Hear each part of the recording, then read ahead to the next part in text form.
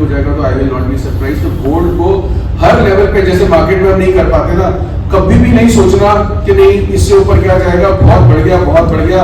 अभी वो जब वो ड्यूटी कट आया था सडनली 5,000 3-4 हज़ार का पॉइंट का फॉल आया था, सबको लगा कि नहीं यार, अंदर से लोग खुश भी हो गए, अच्छा हुआ, देखा ऐसा हो गया वैसा हो गया। जो नहीं ले पाते वो ज्यादा खुश होते हैं, 3 इडियट्स की तरह। मेरा दोस्त मुझे तो बुरा लगता है, फर्स्ट टाइम तो और बुरा लगता है, तो आसपास के ज्यादा पैसे कमा ले तो और बुरा लगता है कई बार लोगों को। तो वो एक अपॉर्चुनिटी थी, ऐसी कोई भी अपॉर्चुनिटी किसी भी वजह से आए, मतलब हो सकता है कि फॉर एग्जांपल सीज फायर हो गया, यूक्रेन और रशिया में सीज फायर हो गया, सब कुछ हो गया, कहीं 2-3 हज़ार में गोल्ड टूट जाए, गोल्ड लेना ही लेना है, गोल्ड तो बिल्कुल लेना ही लेना है। तो ये जो कॉन्ट्रैक्ट्स एक्सचेंज ऑफर करता है या एसजीपी बॉन्ड है, जो आपको जिस तरीके से लगे उस तरीके से गोल्ड में इन्वेस्टमेंट जरूर रखिए। तो that is one asset class, I don't think so कि उसको कुछ होने वाला है। और जितना साल में लगाऊंगा 40% रिटर्न, 50% रिटर्न, अगर मेरे को 100% रिटर्न 3 साल की जगह 3-3 महीने में आ रही है, तो मैं उसको एनकैश करूंगा या अपना दिमाग खराब कर लूंगा? एक क्वेश्चन आपने यहाँ पे, वैसे क्वेश्चन सर सारे पूछना, मैं फ्लो में जो स्टोरी बता रहा हूँ, अभी आप थोड़ा करेंगे तो मैं यहीं बैठा पूरे क्वेश्चन आपके आंसर करूंगा, फिर ना क्वेश्चन में एक से दूसरा, दूसरे से तीसरा निकलेगा, फ्लो टूट जाएगा। तो कहने का मतलब कि valuation at the same time, अब मैं चिंता में कि मार्केट को रिजॉइस करता हूँ, ये बढ़ रहा है, मेटल चल रहा है, अब मेरे पास हुडको पड़ा है, एरेडा पड़ा हुआ है, मेरे पास बैल पड़ा हुआ है, हल पड़ा हुआ है, मस्कान डॉग पड़ा हुआ है, मेरे स्टॉक तो चल नहीं रहे, या ऐसे बहुत सारे स्टॉक हैं। तो अब ये नहीं कि मैं करोड़ का पोर्टफोलियो एकदम सारा बेच के दूसरा ले लूँ, ये होता नहीं है। तो इसलिए अगर आप टाइमली चीजें कर लोगे, इस मार्केट में चीजें अपॉर्चुनिटी आती रहेंगी, कुछ जाएगा कुछ आएगा, तो बहुत अच्छा रहेगा। अदरवाइज कुछ ना कुछ आपको ये क्या कहते हैं, ऐसे झटके लगते रहेंगे।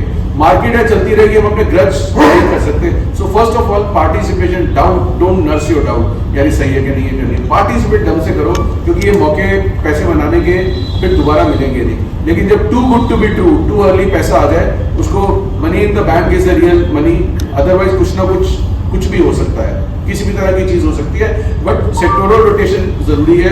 एंड उन कंपनीज में लगाओ जिनकी आपको लगता है रिप्लेसमेंट हो ही नहीं सकती है।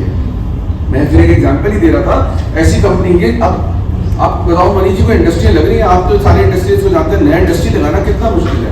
एक शुगर मिली किसी को लगानी हो, मतलब now the cost of setting up A sugar plant which is not as capital extensive as a cement plant or a steel plant is much lower, वो भी नहीं कोई लगा सकता because of the जमीन की रिक्वायरमेंट।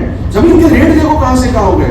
तो अगर ऐसी कंपनीज में आप लगा रहे हो जिनके लैंड बैंक्स हैं, जिनकी जमीन है जो रेप्लिकेट नहीं हो सकते, आंख बंद करके उसमें पैसे लगाने चाहिए, उसमें वो नहीं करना चाहिए। तो ये तो एक था।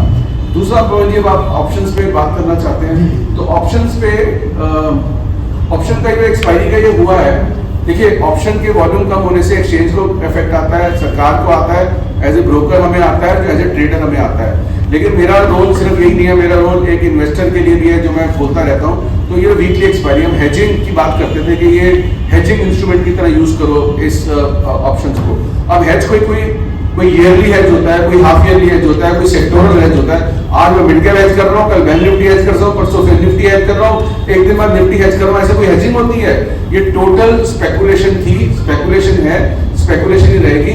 लेकिन इसमें कुछ स्मार्ट लोगों ने इसको यूज किया है, उससे पैसे बनाए हैं। और पवन जी एक चीज तो ये ना यहाँ तक आती है, लेकिन इसके बाद जो नेक्स्ट लेवल पे नहीं आती है कि एडवाइजरी का कितना बड़ा रोल है। आज ये विकास जी मुझसे पूछते रहते हैं कि हम वो रेलीगेट से 90% लॉस है, सबने देखी है 90% लॉस है।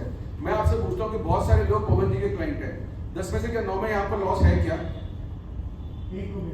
नहीं, मैं कह रहा हूँ 9 को लॉस है क्या? 90% यहाँ नहीं है। मैं अपने जेएम के ऑफिस में देखता हूँ 92% लोग प्रॉफिट में हैं। तो ये कौन लोग हैं? ये वो लोग हैं जिन्होंने ऐप पे वीडियो गेम खेली है। ये मतलब नाम नहीं लेना चाहिए, Upstox, Groww, Zerodha, there are no free lunches. जो ये फ्री ब्रोकरेज के लिए जाते हैं, जिनको लगता है कि यूआई यूएक्स बहुत अच्छा है, लाख रुपए 2 लाख रुपए मार्जिन दिया, 25,000 की ब्रोकरेज, 25,000 का ऑप्शन दिया, डबल हो सकता है। क्योंकि ये जो माइंडसेट है ना, इसका आप कुछ कर नहीं सकते, मतलब कोई भी रेगुलेशन आप नहीं कर सकते। आप ये देखिए, अगर मुझे कोई कहता है कि मैं 20,000 की सिप चालू करूं या 25,000 की सिप चालू करूं पर मंथ, मेरे 5 साल में इतने पैसे होंगे, फिर उसके बाद 10 साल में सीएजीआर ये होगा, ये सबको पता है।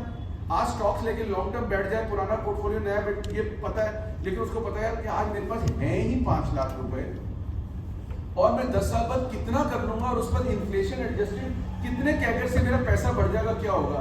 लेकिन जब ऑप्शन मार्केट में आता है, वो सोचता है कि अगर मैं 5 लाख की ऑप्शन खरीद लूं, ये तो 10 लाख की 50 रुपए की कॉल तो 100 रुपए होती है, 50 रुपए की पुट तो 100 रुपए होती है। ये जो ऑप्टिमिज्म है, ये जो होप है, या ये जो फेथ है, या ये जो एक एक्साइटमेंट होती है कि यार इस मार्केट में तो 5 लाख रुपए, मेरे 10 लाख रुपए इस हफ्ते में हो सकते हैं, इसको हमेशा ऑन रखेगी। और यही सबसे बड़ा पवन जी इन्वेस्टर माइंडसेट और इसका कारण है, क्योंकि यहाँ पे पैसा हफ्ते में डबल हो सकता है, बाकी दुनिया में किसी स्टॉक में तो सिर्फ एक ऑप्शन मार्केट है कि कॉल और पुट लो, लिमिटेड लॉस है, जाने में क्या 50,000 रुपए, वो वीडियो गेम खेल रहे हैं। और वो वही लोग हैं जो एक वो इनकम भी आया है जिनकी इनकम रेंज कम है, क्योंकि उसी को पैसा चाहिए, उसी को पैसा डबल करना है। और मैं बार बार एक बहुत ही क्रूर तरीके से, बुरे तरीके से बोलता हूँ, डेरिवेटिव मार्केट वो है जो अमीर को अमीर बना सकती है, गरीब को अमीर नहीं बना सकती।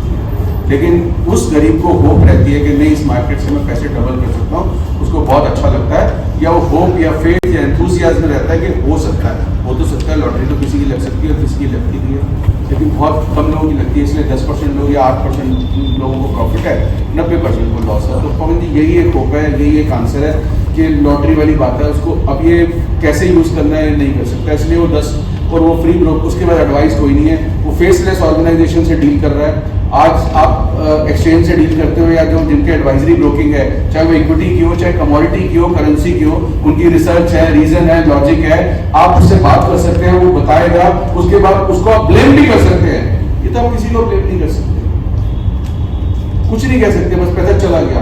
आज आप कोई स्टॉक ले लो, 10, 20, 50 रुपए घट जाए, 25 रुपए घट जाए, आपने किसी को दिलाया हो, दोस्त को, फैमिली को या ब्रोकर में आप दिलाया, उसको कह सकते हैं कि मार्केट दे जो कि निफ्टी हो, इंसान ज्यादा तो ऊपर ही है, कभी ना कभी ऊपर चला जाएगा, हम भी रख ले। लेकिन ये ऑप्शन तो जीरो हो गई, खेल खत्म, जीरो, जाओ, गुड बाय, घर चले जाओ आपके। तो इसलिए ऑप्शन मार्केट जितना अच्छा दिखता है उतना डेंजरस भी है। सो as I say option is the most difficult way to make most easy money in the market.